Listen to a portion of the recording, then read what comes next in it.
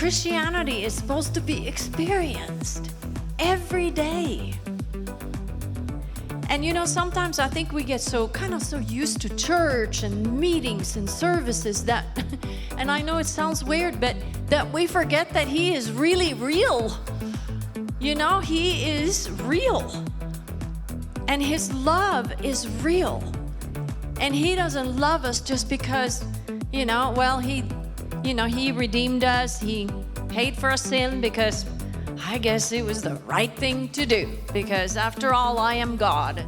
No, He loves us tenderly. He adores us. Our lives are sacred to Him. Your life is sacred.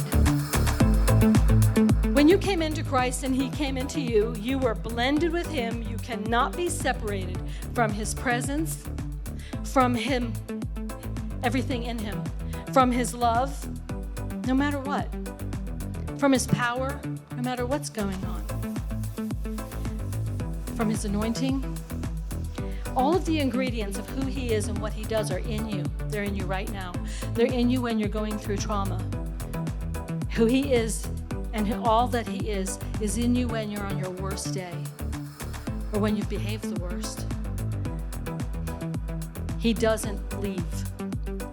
I like the fact that in the Greek there's a triple negative. We don't have that in English. Jesus said, I will never leave you nor forsake you. Isn't that nice? Oh. We hear it. We hear it all the time. We'll never. No, this is what it should sound like. I will never, never, no, never leave you. And I will never, never, no, never forsake you. Never means never, because that's what never means. So on your worst day, in your deepest struggle, He will never, never, no, never leave you. The Word says that He thinks of us as often as there are grains of sand at the beach. That's a lot of attention. No wonder we get so lonely so easily, because He created us with a need for that attention. And when our eyes aren't on Him, we start to get lonely. We start to feel the lack of His presence because we're standing on our own will. We're becoming independent. We're defaulting back to our independence.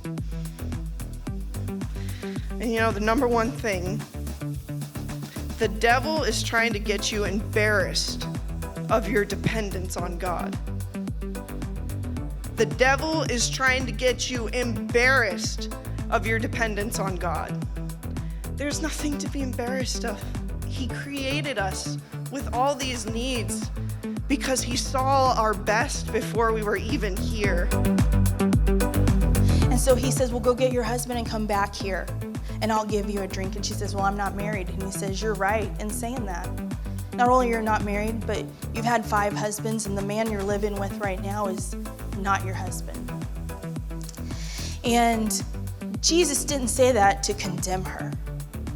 His heart was there to bring life to her, but He had to address the root of her pain.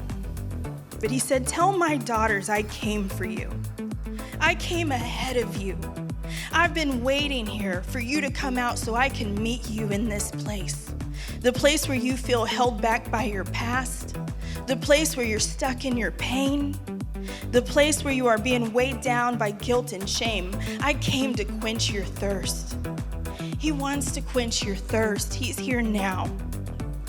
In this moment, He wants you to drink Him in.